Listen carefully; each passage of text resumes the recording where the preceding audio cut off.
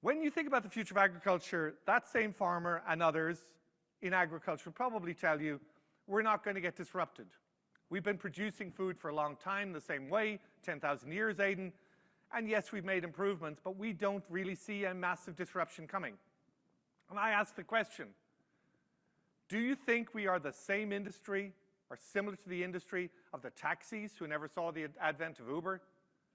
Do you think that the movie houses ever imagined that you'd be seeing films produced by Netflix competing for an Oscar? Do you think that we ever imagined in the old days when you wanted to borrow money from a bank rich, you'd go to a bank and it had a building and that's how you knew that was solid?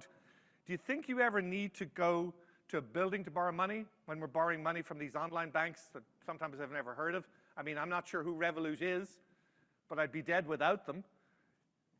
These are things that have fundamentally changed. So why not food production? Why not agriculture? Do we have a business plan for our business that some kid out there, I'm using the phrase kid, but somebody out there is taking that business plan and tearing it up into little pieces because they're thinking disruptively about our business in a way that we could never have imagined?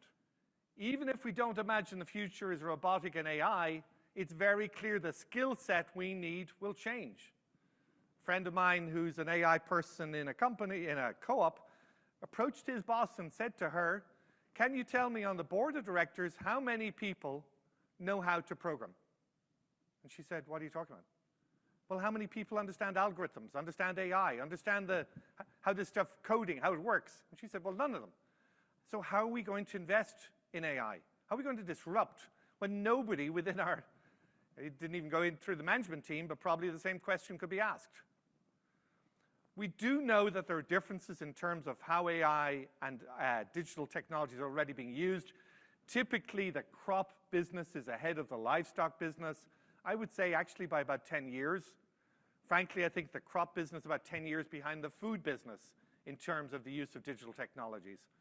But here the concept is, this is Steve Sonka, University of Illinois, that you can change in real time what you seed, how you fertilize, what crop protection you use, based on information from the CME, the Chicago Mercantile Exchange, based on what you get from your consumer at the grocery store, based on information you have about crop diseases being gained from satellites, drones, etc. All of this information being fed into a platform, changing decisions in real time.